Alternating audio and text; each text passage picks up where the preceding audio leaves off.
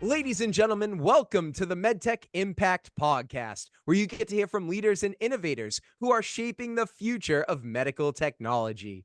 I'm Kyle Cruz. And I'm Richard Meiklejohn. And we're your hosts of the show. So today on the MedTech Impact Podcast, we are delighted to be joined by Sarah Dillingham, CEO and co-founder of Grace Enable. Sarah, welcome to the show. Yeah, thank you for having me. I'm very pleased to be here. Well, we are super excited. You were part of cohort 5 of Impact. It's been a little while since we've caught up. I'm sure a lot has been happening. I know you've given us a couple of snippets before we started. So excited to tell that story of what's happening at Grace Enable. Before we get into that, though, we like to frame it for the audience. So please tell us, what is the big problem that Grace Enable is looking to solve? Okay, so our mission is to empower women with arthritis. And that comes from the fact that arthritis is the leading cause of disability in the US. It affects 1 in 3 women. Women are disproportionately affected, particularly in their midlife and senior years. But finding non-invasive solutions for managing chronic joint pain can be really, really difficult. We are currently in a bit of a crunchy point where we have a shortage of rheumatologists. So, that demand is really, really rapidly increasing.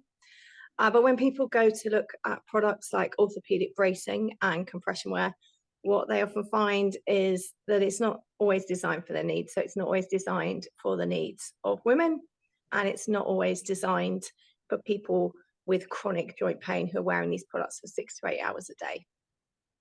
So huge numbers there, 1 in 3 women. I mean, that is just millions of people are obviously being affected by this. Yeah. And what about the types of arthritis? Because obviously there's different joints and different types. Absolutely. So arthritis is a word, almost an umbrella word. It really just means swollen joints, and it covers over 100 different conditions. And those include things like osteoarthritis, which is the form of arthritis most people are familiar with. It was what happens as you age and you get joint wear and tear. But it also covers a whole wide range of autoimmune forms of arthritis. The one most people would have heard of there is rheumatoid arthritis, which is a little different. It's where your immune system attacks the joints in your body. And autoimmune arthritis mainly affects women. 80% of autoimmune arthritis patients are women, which is when you look at arthritis as a whole, you see it skews female. On top of that, as women enter different life stages, so particularly during menopause, but also during the 3rd trimester of pregnancy and postpartum, they're also prone to joint pain conditions related to hormonal changes. A lot of variety there, Kyle, and I know, having spoken to Sarah about this, that this is, a personal problem that you've wanted to address yourself. Yeah, that's right. So I have rheumatoid arthritis. I was diagnosed over 20 years ago, and I'm very involved in the arthritis community. I run an online community for women living with arthritis, and during my own arthritis journey, I have often been seeking solutions that don't involve taking more pills or having to go back and forth to the doctor. And I found myself in a position at my own wedding where I needed to wear a wrist brace. And it was just very bulky, very ugly, very uncomfortable. So I redesigned it so I could do my first dance. And then when I shared that photo online in the community I run, I got bombarded with messages from women telling me how much they hate these products, or the ones that they had, and could I make something for them? And that's when I realized that there was a market here and an opportunity. Well, Sarah, that's a perfect segue here. And thank you for sharing that personal story with us, because I think a lot of the folks that we have on our show, they're impacted personally one way or another, whether it's themselves or a loved one. So tell us a little bit more about, that product. You started alluding to a brace. So what is Grace Enable doing here to help solve these arthritis conditions and help mitigate some of the arthritis for people out there today? Yeah, so we make Class 1 medical devices, orthopedic bracing, therapeutic products that relieve joint pain and swelling. We've got 2 therapeutic products in the market. Our first one was our wrist brace, and that has a unique ergonomically designed splint, and it is specifically designed to meet the needs of women with joint pain. So these are people who may have carpal tunnel, as we said, osteoarthritis, autoimmune forms of arthritis, and they're likely to be wearing this product. Could be like 4 hours a day, 6 hours a day, 8 hours a day. So when we designed it, we realized it had to be breathable, comfortable, easy to take on and off with one hand, all of this good kind of universal design approach. And we achieved that by actually talking to women. And so that is our initial product. It combines, like I said, compression with lightweight splinting. And then alongside that, we also sell compression gloves, which are also very effective for managing hand pain and swelling. And yeah, that's where we're at right now. Very interesting. And I would imagine, Sarah, that there must be some products out there that might be trying to kind of maybe solve the problem that you're solving today, and maybe they already existed, right? So I guess what was it about, your product that makes it better than anything else on the market? Yeah, absolutely. So in terms of differentiation, it goes back to talking to those women who wear the product. So we really focus on making our products look like apparel. Women tell us they don't like wearing products that make them feel awkward or embarrassed in public. Mm. So all of our products come in different colors. They're all sized in a wide range of sizes, from an extra small to an extra large. With our wrist braces, we start at small and go up, which is something that we find a lot of our customers tell us that we're the only brand they can find that fit their smaller hand size. So that's really important, because female hand sizing is often proportionally different to male. Mm. We also make sure that our products, as well as being aesthetically pleasing and fitting well, that they are comfortable for that all day wear. So I go back to, we always use very, very breathable fabrics. We don't want people wearing these products and then getting a sore or sweaty arm. We want to make sure that our products are streamlined and not bulky, so you can pull a sweater or a jacket over it. Mm. So everything we do is absolutely dialed in to the idea of someone wearing this for several hours, going about their everyday life, and not Mm. have to remove the product and take it off. Because as soon as you do that, it becomes useless. Yeah, that's really important. I would imagine if anyone has to wear anything for a long period of time, it needs to be comfortable and it needs to be a little stylish. So it's really cool to hear, that you're offering both of those. Now, can you tell us a little bit too about the science behind compression and how it's treating the arthritis? And then tie it back to your product. Yeah, absolutely. So I'll give the example of compression gloves, because that's probably one of the easiest ones to explain. So when someone's wearing a compression glove, it's doing a few things. The first thing is that it's giving some very light but still stabilizing fingers and supporting them. So it's not going to be immobilizing them, because you still want the person to be able to move around, but it's giving them some support. It's also going to be bringing circulation as it warms up the hand. And that's good, because as well as the lightweight compression, what that does is it helps to push fluid through the joints. One of the things that causes joint inflammation is you get fluid buildup. And then thirdly, the other thing compression does is it has the effect of, if you've ever done that thing where you bang your elbow and then you just rub it, The it does worst, yeah. that, right. We've all The done. funny bone. Yeah, yeah, right. And so it does that confusing of the nerve signals as well. So when people do use compression, gentle compression, because if you've got very swollen or painful hands, it needs to be gentle. It takes the edge off that pain, and it helps to reduce that swelling, which also reduces the pain. And where it's really effective for something like compression gloves is when we've got people who've got, we have some customers who have very particularly severe autoimmune forms of arthritis, and they will wear compression gloves in bed because it helps to stop their hands swelling up when they sleep. because one of the big symptoms of particularly rheumatoid is when you wake up in the morning, your hands are very, very painful and swollen. So it helps to, manage that so they can wake up with less hand stiffness. I love this. When you're talking through all these added benefits, it just rings loud and clear that you have so many true experiences from other people who Uh, obviously have gone through this, and you've like used their feedback to develop this product. yeah, And something I wanted to circle back on. So you mentioned two things. One is the universal design, which you love yeah, to hear because you're really embedding those principles into this process. But also you touched on before community. I feel like this has been a big part of your journey. So can you talk a little bit about, when you're thinking about building this business, how you've also built a community at the same time? yeah. So community is absolutely fundamental to everything that we're doing. So before I started Grace Enable, as I said, I was already running an online patient community that is primarily for women to support one another and share information. But by running that community and having the trust of the women in that group, it allows us to have very open conversations with them and to be able to hear them.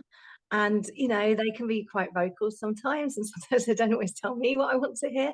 But it does allow, that level of trust you have to have, does allow you to have,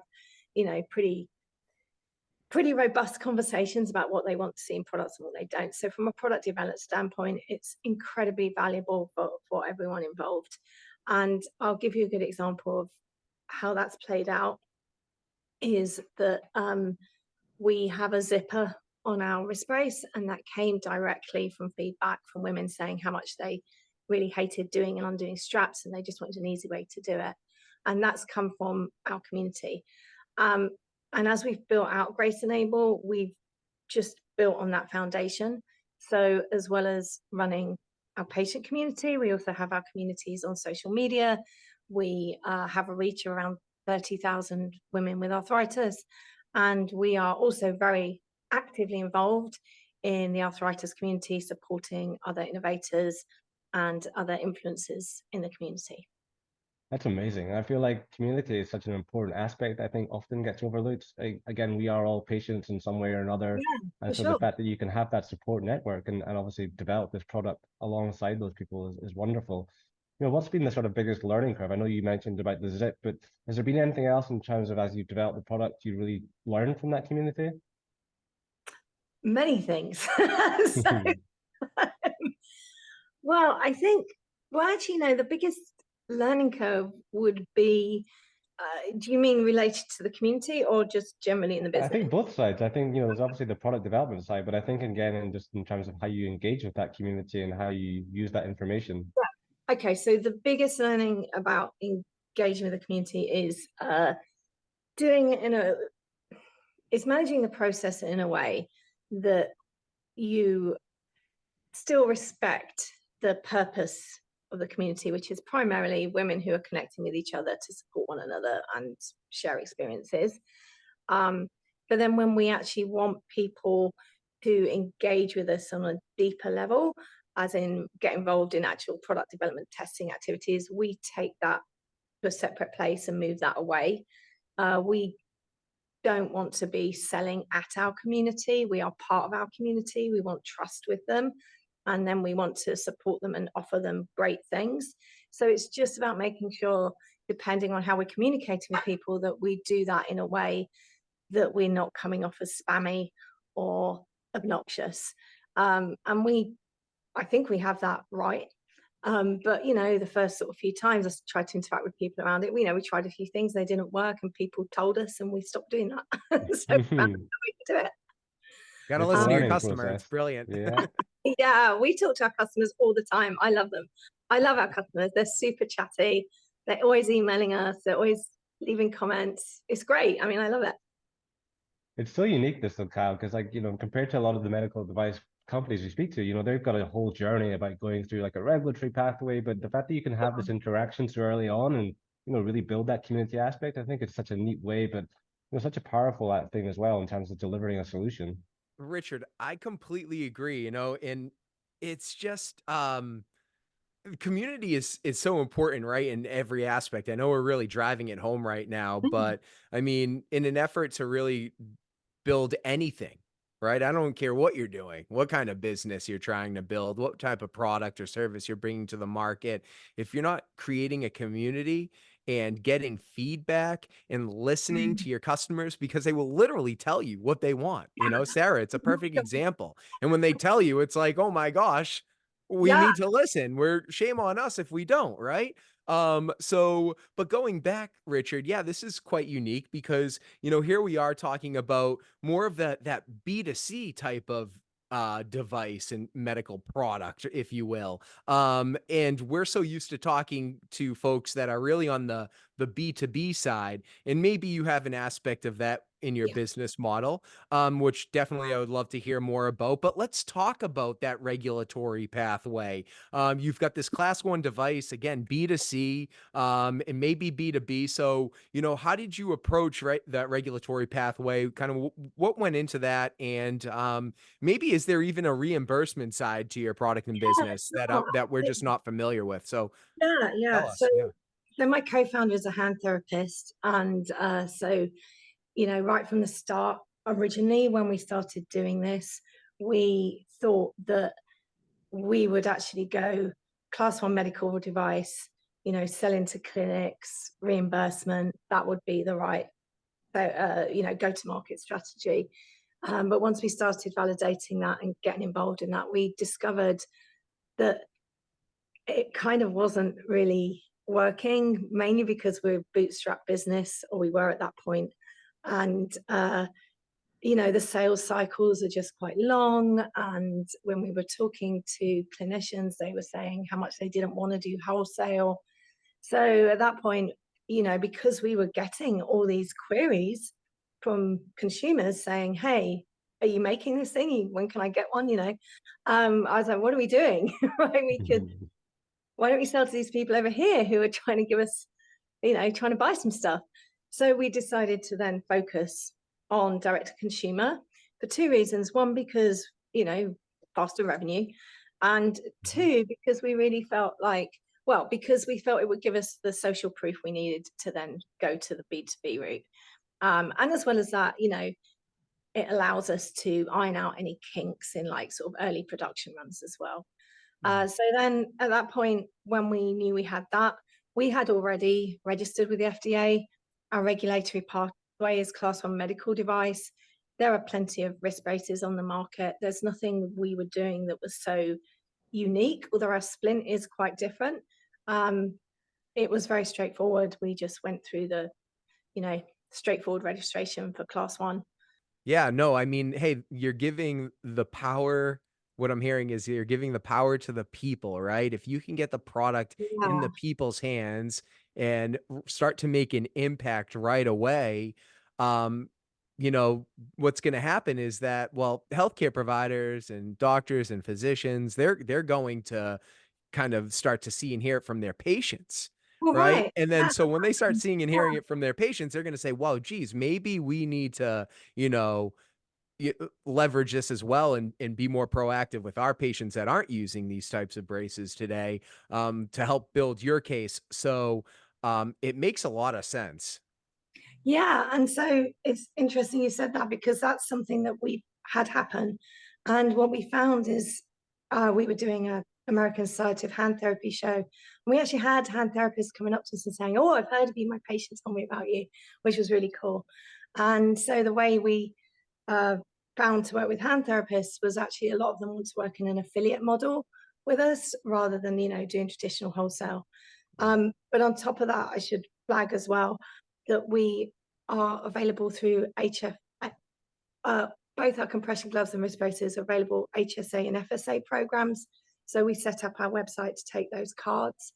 And then the other side of that is we do have reimbursement codes. Like I say, we kind of haven't gone hard down that route, just because we've been so focused on the consumer side.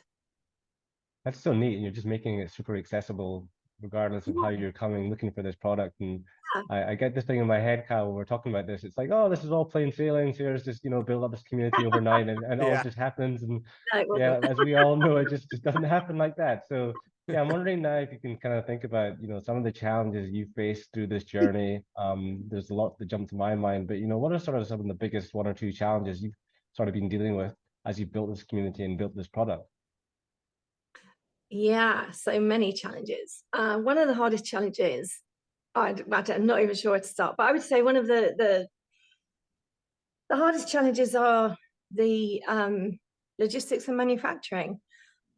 We have, for our wrist-based product, it combines a splint, which is, made of, well, originally 3D printed, now injection molded, and made of like polymer. And then we also have the soft goods element, which is a sewn uh, product that wraps around the wrist. So the sourcing and the production and all the logistics around getting everything in the same place at the same time at the right time, and the costings and everything coming in to allow significant, sufficient rather margin. I mean, obviously that's quite challenging and easy to make mistakes with. So I have made some mistakes with that. And then we also found when we first started doing this, we were literally making them themselves. The first 300 we made ourselves. I was cutting the fabric while another uh, colleague was doing the sewing, and we were Wow.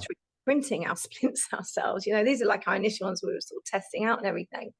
So then taking that from like what I'd call like a home studio setup to then, and we did have like a little space, but taking that from that kind of environment to manufacturing in a factory, I'd say that was one of the hardest things. And also because we'd kind of knew what we wanted, translating it to a factory was, I mean, I won't get into the details because they're quite fiddly, but yeah, that was probably our biggest challenge. So just a Um, couple of small ones there that yeah, you're covering up, it's like figuring out your whole business and supply chain and so it makes me think about, I find that really hard. I still yeah, find it hard. Yeah. quite naturally, because as you scale, you create new problems in terms of working with people who can scale with you. And so I'm Mm. wondering, like, when you're thinking about addressing those challenges, has there been a sort of moment, or has there been something that's kind of changed that's allowed you to adapt to those challenges, or has that just been a natural progression? Well, the thing that really helped us adapt, excuse me, was getting in some early revenues and, you know, being able to build out our sales channels and have regular revenues. Because what that has allowed me to do is to start hiving off the things I'm not very good at, or that I Mm. could get out my depth on around that, specifically fulfillment, some supply chain management, inventory management, and also hire specific people. So I mentioned the jump from a um, doing it yourself to factory provision, being able to, I now have someone I work with regularly who, when we develop a new product, can do that translation of moving something into a digital pattern, or and the tech pack that the factory need to reproduce it. So it's really just having that little bit of money to be able to play around. And as well as revenue, we were very fortunate in that we received a couple of grants that really helped us to do that as well. And that's freed up my time to do the things that I really need to be doing in my role.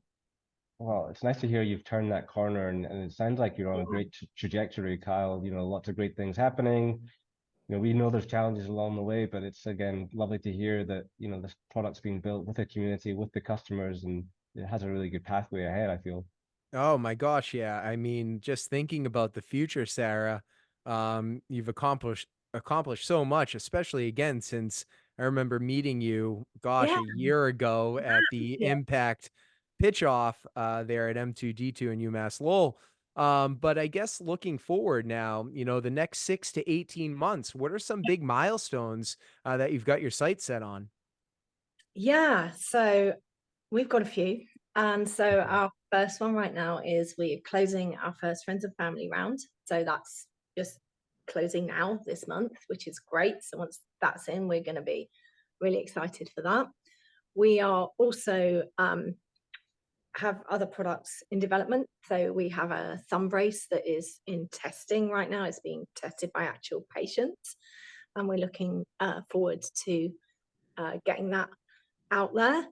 And then on top of that, oh my goodness, we've got so many other things that we're doing. I can't talk about all of them, but you know, we really are scaling up on our sales channels and you know, really turning the dial up.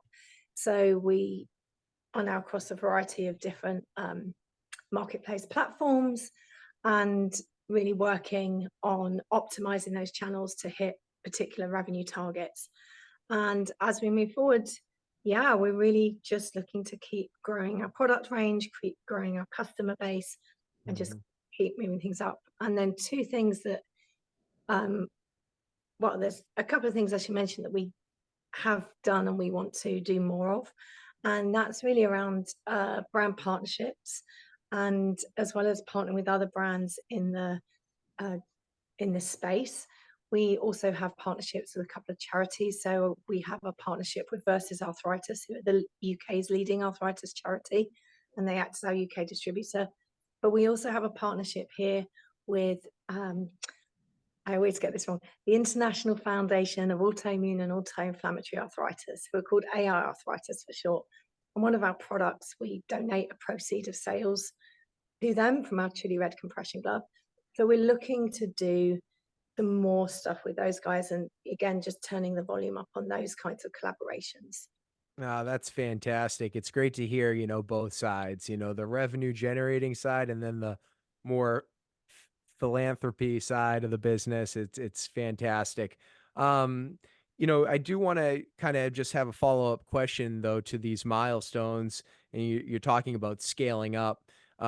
Is your strategy to kind of market and sell this you know, through Grace and Able, where you will be the distribution, or will you leverage distribution partners as Yeah, you scale? uh, it's likely we'll leverage some distribution partners as we scale. Like I say, we already, you know, it makes sense when we're doing things overseas to do that. Mm, We've, I mentioned the UK, we have talked to some people in other regions as well. We are also interested in working with, you know, brick and mortar companies. sure. So we would love to get into some smaller pharmacies. One day I'd love to get into like a CVS or even a Joann's or a Michael's, something like that, because a lot of our customers use our products when a lot of our customers are very into crafting Yes. and use our products when they're, you know, knitting and things like that. Um, so yeah, we know that our direct to consumer e-commerce sales are only going to be part of the picture. And then, you know, coming back to what we talked about with the B2B clinical, and we'd like to do more there as now we've got the consumer side of it established. Yeah, brilliant. And what about in Amazon? Hmm. Yeah, well, we will be on Amazon. I keep putting it on. All right. Yeah, I know. Hey, just had No, to ask. we are. We have we are launching on 2 new platforms this month that I can't tell you what they are because they're not announceable yet. But once those goes live, we will be following up with Amazon in the summer. Yeah.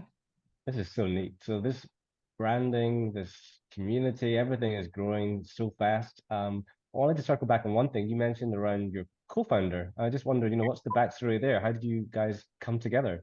Oh, how did I meet Trevor? Yeah. So, okay. So I had been wanting to do something, well, wanting to do Grace Able for a long time. And, but I knew that I needed, at that point, I was specifically just thinking about wrist braces. So I knew that I wanted to talk to a hand therapist and make sure that everything we were doing was going to be medically right. And so I paid to put an advert. I don't even know if I paid, but I asked like a local hand therapy association if they'd put a request in their newsletter, and they sent it out to Washington State hand therapists. And Trevor was one of the people who replied to me, and we went for coffee and just couldn't stop talking. And that was that. We just got together and started it. Yeah, so we are very much aligned in terms of our skill sets, and but we do get on as friends as well. So, and we live close to each other, which really helps.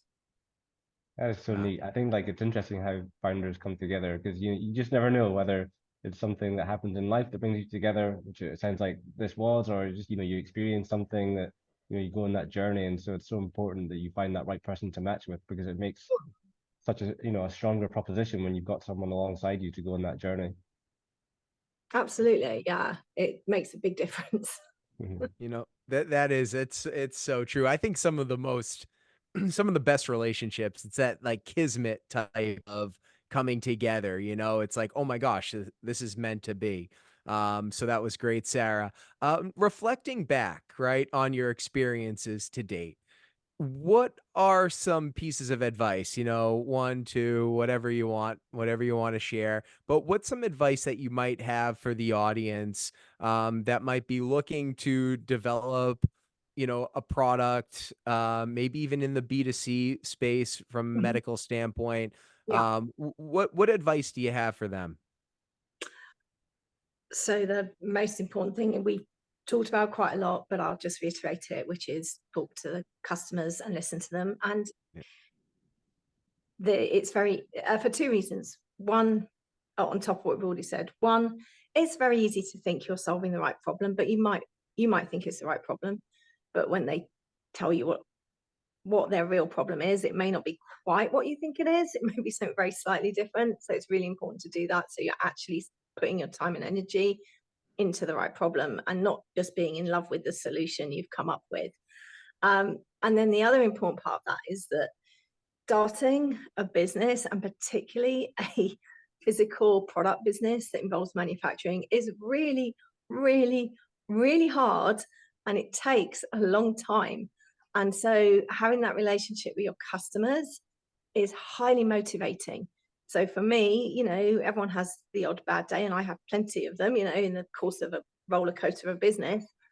But when my customers message me and tell me the difference our products have made for them, when they're telling me stuff like, I get to do this great, I get to keep doing my hobbies because I've got your products. I mean, that's the thing that I'm like, okay, keep going, keep going. So that's my number one piece of advice. And then the other piece of advice, my second piece of advice, and I'll stop here, is the sooner you realize the things that you're not very good at and you can get someone else to do them for you, the better, because it is so time consuming and draining to fight your way through bookkeeping if it's not your cup of tea, or to, as you can see in my case, fight your way through FDA registration if it's not what you're doing. That's when you say, hey Trevor, you're a medical guy, you do that. So that's the thing. It's really about just being very honest with yourself and not thinking you can do everything. I mean, we're all prone to that a little bit, going, I could do that, but actually you can't. So the sooner you're like real about it, the easier everything else becomes. Oh my goodness, that's such great Spoken advice. like a true leader right there, and Thank real Oh quick, yeah. you. Richard, I have to say, we've had a lot of advice given on this show, but that couldn't be more, even in my personal career right now, like, that's Yeah, been one of the biggest things. It's like, I if you're not good at something, like, know what you're good at, know what your right, superpower is, and then right, go be the best at, and then bring in the right people to right, do what you're not good at, right? I mean, it's funny how simple that and obvious that might sound, but people want to put all this pressure on themselves all the right. time to want to try to do everything, and it's just it's not the right way to do it. So really appreciate that piece of advice there. Well, That I've is fallen into the amazing. trap lots of times, so yeah, I learned the hard way. Yeah, it's funny. I think for entrepreneurs, they just naturally want to do everything themselves, and it's it's time and money, and they think it's easier to do it myself. Maybe I'll save some money along the way, but the earlier you figure out, to your point, Kyle, and what you were saying, Sarah, it makes a huge difference. It will really shoot you forward and set you on the right pathway. And so thinking about that pathway forward now, it sounds like you've got this awesome foundation, some potentially big announcements on the horizon. Next month is Arthritis Month, it's Women's Health Month. Yeah, that's right. Yeah. It's big things around the corner. But what about if you look further ahead? What's kind of like that bigger, longer term vision? Say you were to look out 3, 5 years, what would you like to see Grace Yeah. Enable doing? Oh yeah. So our end goals and visions are, my vision for Grace Enable is that we would be the #1 brand in the US for women with joint pain. So you come to the Grace Enable website or however you find us, and you know that whether you've got hand pain or knee pain, you're going to find products and information that is going to help you deal with that in a non-invasive way. So we really want to just be the go-to place for those women. And then tied to that, the longer kind of end goal from the business perspective is very much, I could see us, if we can really get this to the right place, of being an attractive acquisition for a larger corporate in this kind of space. Well, I'm pretty confident with everything you've done and that's coming in the short and near term that you're well on the way to doing all these things. I mean, I honestly, listening to this, it's a really authentic story. It's an authentic brand. It's a great product. You built a really amazing community. So kudos to you, and of course, wishing you well. Yeah, no, well, I think most importantly too, how do people get in touch with you? Oh, yeah. So for me, I'm on LinkedIn, Sarah Dillingham. I'm also sarah@greatenable.com. If you've got Great Enable specific inquiries, they go to support@greatenable.com. So yeah, reach out. I'm always looking to connect with people. Perfect. Amazing. Wow. We can't thank you enough for joining us today and sharing the Grace Enable story. Again, just wishing you well with the next steps in the journey. Yeah, thanks. Perfect. Well, ladies and gentlemen, another huge thank you to Sarah Dillingham, co-founder and CEO of Grace Enable. Thank you for tuning in for another episode of the MedTech Impact Podcast. I'm Kyle Cruz. And I'm Richard Meiklejohn. Until next time, keep innovating.